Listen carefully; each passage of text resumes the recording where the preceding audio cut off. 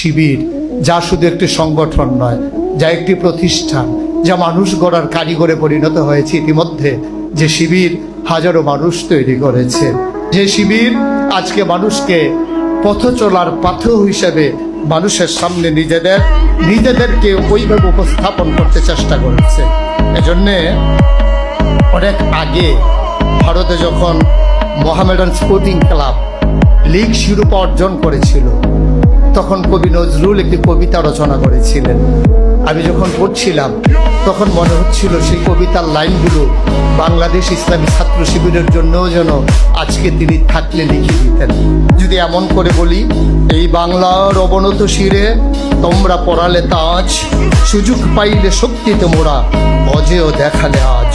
এ কি অভিনব কীর্তি রাখিলে নিরাশাবাদীর দেশে, আধার গগনে আবার ঈদের চাঁদ উঠিল যে হেসে। শিবির যেন তার রক্তের মাঝে গোলাপ গাছ লাগিয়ে গোলাপ ফুল ফুটিয়ে দেখিয়ে দিলেন কেমন করে ফুল ফুটাতে হয় আর গোড়ায় রক্ত দিতে হয়। আমি বিশ্বাস করি, আমি তাদেরকে নিয়ে স্বপ্ন দেখি, আমি তাদের মাঝে আমি আশায় বুক বাঁধি যারা আজকে আমার সামনে বসে আছে। আমি বিশ্বাস করি, শিবির যদি স্বমহিমায় সচেতনায় জেগে থাকে, তাইলে বাংলাকে আবার পেছনে ফেলে দিতে পারে এমন কোন শক্তির উদ্ভব হওয়ার সাহসই বাংলাদেশে কেউ করবে না ইনশাআল্লাহ। আমার বিশ্বাস শিবির হবে অতন্ত্র প্রহরী। আমার বিশ্বাস শিবির নিজেকে জাগাবে এবং ঘুমন্ত মানুষকে জাগিয়ে তুলবে।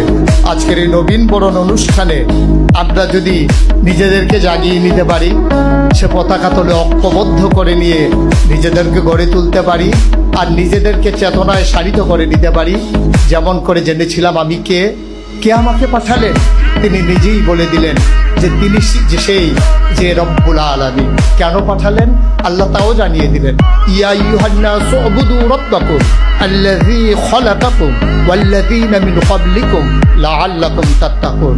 আল্লাহ এই জন্যই আমাদেরকে পাঠিয়েছেন যে হে মানুষেরা, উবুদু রাব্বাকুম, তোমরা ইবাদত করবে তোমার রবের, যিনি তোমাকে সৃষ্টি করেছেন।